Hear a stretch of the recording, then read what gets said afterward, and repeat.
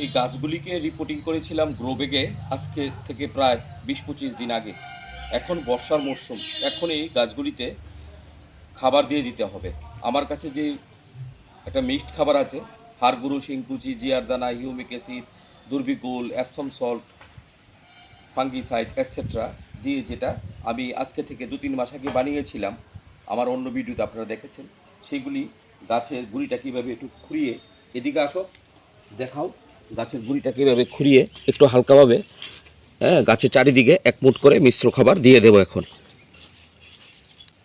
এখন এই খাবারগুলি দিয়ে দিলে এই বছর এই গাছগুলিতে ভালো ফল চলে আসবে। এইভাবে গাছের চারিদিকটা একটু হালকাভাবে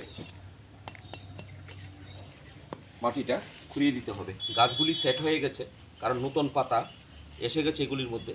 এটা প্রমাণ করে দিল গাছগুলি গ্রো ব্যাগের মধ্যে সুন্দরভাবে সেট হয়ে গেছে। আমি এখন এইভাবে খুঁড়িয়ে চারিদিকে যখন এই মিক্স খাবারটা দেবো, সঙ্গে একটু হিউমিক অ্যাসিড আর দুর্বিকুল দিয়ে দেবো। আমার মিক্স খাবারটার মতো মেশানো আছে, তবে একটু দিয়ে দেবো। হিউমিক অ্যাসিডটা দিলে শিকড়টা ভালো থাকবে এবং নতুন শিকড় আসবে প্রচুর পরিমাণে, এবং গাছের মধ্যে খিদে তৈরি হবে। আমি যে মিক্স খাবারটা দেবো, এটা সহজে তাড়াতাড়ি গ্রহণ করবে। আমরা যখনই গাছের গোড়াতে খাবার দেব, তখন অবশ্যই সাথে হিউমিক অ্যাসিড দিলে খুব ভালো হয়।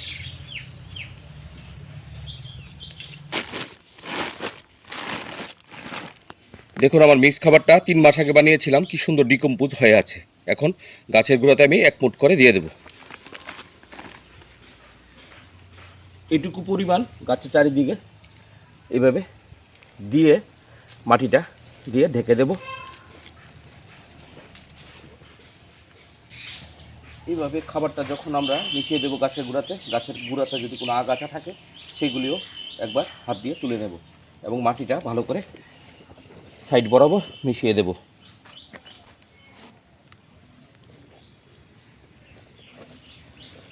এখন আমি এক্সট্রা করে এখানে হিউমিক অ্যাসিড একটু ছড়িয়ে দেব।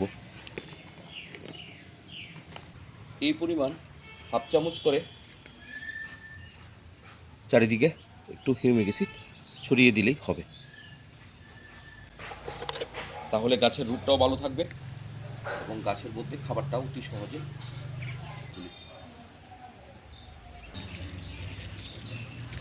এই ছিল বন্ধুগণ আজকের প্রতিবেদন।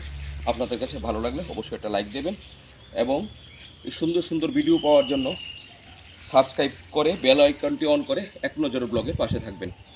সম্পূর্ণ ভিডিওটা দেখার জন্য আপনাদেরকে আরেকবার ধন্যবাদ জানিয়ে এখানে শেষ করলাম।